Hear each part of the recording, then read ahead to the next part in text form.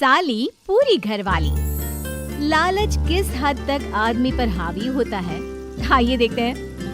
देख राधा, तुझे घर का सारा काम आता है, ये अच्छी बात है, लेकिन हमें ये नहीं पता था कि तू पढ़ी लिखी कम है और तेरी छोटी बहन की तो सरकारी नौकरी भी लग गई है।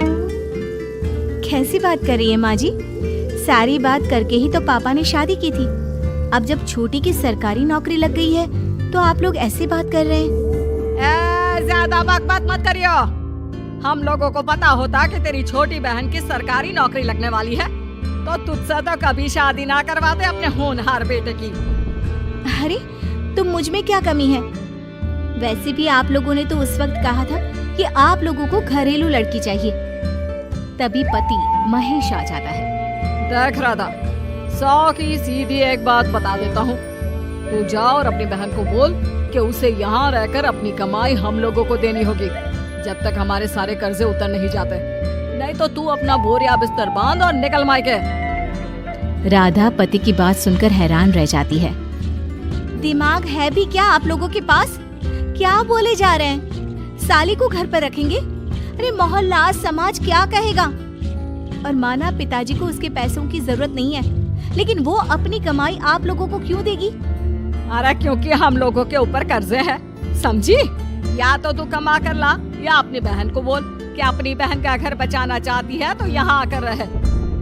सभी मिलकर राधा को घर से निकाल देते हैं। राधा भी कहाँ जाती, मायके जाकर रोने लगती है। छोटी बहन मीना कहती है, अरे क्या हो गया दीदी, कितना पैसा मांग रहे हैं? अरे अभी दे देते हैं ना, रो मत, अब तो मेरी भी नौकरी है।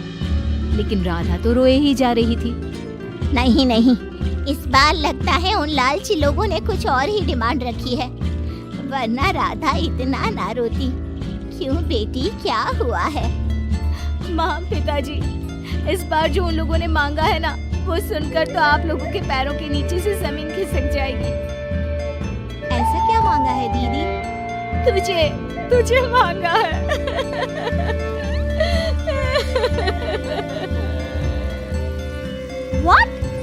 What nonsense? दीदी क्या बोल रही हो, समझ रही हो?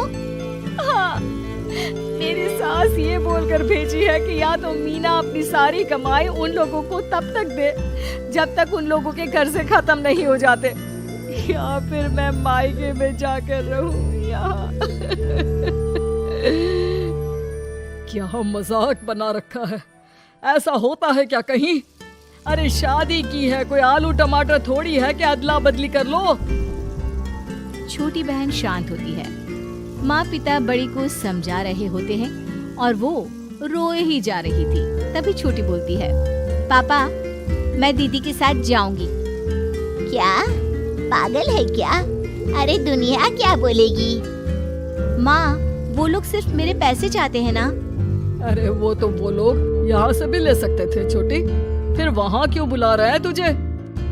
माँ वो कह रहे थे कि हमें पता होता कि छोटी की सरकारी नौकरी लग जाएगी तो उसी से करवा देते उनके होनहार बेटे की शादी। हाँ, और मैं जैसे उस लपड़गंजू से शादी कर लेती। लपड़गंजू? अगर वो लपड़गंजू है तो मेरी शादी क्यों करवाती? मैं नहीं जाने वाली वापस। अरे क्योंकि तू बेवकूफ है, तुझे जवाब देना नहीं आता। चल मेरे साथ। उन लोगों को लगता है ना साली पूरी घरवाली, तो अब देखिए साली का जलवा। और शादीशुदा बेटी को पिता भी कितना घर बिठाते। उसके ससुराल जाते हैं दोनों बेटियों के साथ। आइए आइए, ले आए अपनी कमाओ बेटी, ये अच्छा किया। समझदार आदमी की पहचान यही तो होती है। मुझसे बात करिए ना, मैं रहने आ रही हूँ इस घर में, तो मेरी कुछ शर्तें रहेंगी। अरे वाह जी वाह, बहन के ससुराल में भी शर्तें? अरे और क्या, आप लोगों को मेरे पैसे चाहिए, दीदी घर का काम करेगी, इतना सब मिल रहा है। वैसे आप तो जानती हैं, बाजार में बिना शर्तों के तो एक पॉलिसी भी नहीं मिलती है। बात तो ये सही बोल रही है, सरकारी नौकरी वाली लड़कियां ऐसा नहीं मिलती। हाँ हाँ ठीक है, अच्छा बोलो छोटी बहू, क्या शर्तें हैं तुम्हारी? मैं कोई काम नहीं करूंगी। कैसी बात कर रही हो छोटी बहू, तुम नौकरी करोगी? अरे लाखों कमाओगी कि घर का काम करोगी? घर के कामों के लिए है ना ये बड़ी। दूसरी शर्त, मुझसे कोई बदतमीजी से या ऊंची आवाज में बात नहीं करेगा। अरे कैसी बात कर रही हो तुम तो ख्वाबों की रानी हो। शट अप जीजा जी, साली से मजाक करना अलग बात है, लेकिन याद रहे साली बहन होती है बीवी की, और बीवी की बहन यानी आपकी बहन। माँ ये क्या बोल रही है? बहन। अरे ना बेटा, मैं हूँ ना, बात करती हूँ ना, रो मत बच्चा, रो मत। खैर, पिता दोनों बेटियों को छोड़कर चले जाते हैं। अगली सुबह, अरे सरला, जल्दी से मेरा और तुम्हारी बहन का खाना पैक कर दो, हम लोग ऑफिस के लिए निकल रहे हैं। लेकिन सरला तो सोफे पर बैठकर टीवी देख रही होती है। देखो जी, मेरी बहन पैसे कमा रही है तो मैं क्यों काम करूं? याद है ना मम्मी जी क्या बोलती थी कि मेरा बेटा पैसा कमा रहा है, तब सारा काम मैं करती थी। अब मेरी बहन कमा रही है तो मैं भी काम नहीं करूंगी। हाँ। अरे साली साहिबा, चलिए ना, मैं आपको दफ्तर छोड़ देता हूँ। क्या रेपुटेशन बनेगी हमारी। हाँ हाँ जीजा जी चलिए, आज आपकी ये इच्छा भी पूरी कर देते हैं। छोटी के ऑफिस में, अरे ये कौन है? तेरे जीजा जी है ना? ये कैसे तुझे छोड़ने आ गए? अरे वो अब ना मेरे पास ही रहती है। सभी एक दूसरे की तरफ देखने लग जाते हैं। हाँ वो क्या है ना, दीदी तो पता है घरेलू महिला है, जीजा जी के कर्जे ज्यादा हैं और पढ़े लिखे इतने हैं नहीं कि कुछ अच्छी कमाई कर पाए, तो मेरी कमाई रखते हैं। बस जैसे ही इन लोगों का कर्जा खत्म हो जाएगा मैं अपने घर चली जाऊंगी। पास खड़े जीजा जी का मुंह बच जाता है। घर आकर, छोटी तुम ये क्या बकवास कर रही थी? ये सबको बताने की क्या जरूरत थी?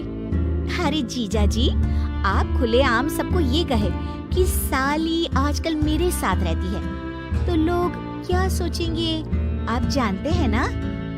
अरे उससे कुछ मत बोलना बेटा, चल मेरे साथ, मुझे ना बाजार का डोसा खिलाती हूँ। चल चल चल। हाँ दीदी तैयार हो जाओ, डोसा खिला रही हैं आंटी जी। तीनों जा रही होती है कि पास मोहल्ले की कुछ औरतें वहाँ पर जमा रहती है। अरे लाजो बहन, बहू की बहन यहीं रह रही है क्या? हाँ हाँ, इसे भी रख लिया है। अब आप तो जानती ही हैं कि हम लोगों का दिल कितना बड़ा है। जी, इन लोगों का दिल उतना ही बड़ा है जितना इन लोगों का कर्जा। अब बेचारी बुढ़िया का बेटा लायक तो है नहीं और बहू की बहन की सरकारी नौकरी, तो ले आए घर अपने। इनका कर्जा अब मेरी कमाई से ही तो खत्म होगा ना। सबके सामने सास की भी बेइज्जती हो जाती है। घर आकर सास और बेटा दोनों छोटी पर बरस पड़ते हैं। बस, मैंने कहा था मुझ पर कोई नहीं चिल्लाएगा।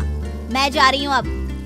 अरे लेकिन, अरे जाने देना माँ, मुझे एक बात समझ में आ गई है, अगर हमें खुद पर विश्वास हो तो अपनी समस्याओं को हम खुद सुलझा सकते हैं, फिर हमें किसी की जरूरत नहीं है।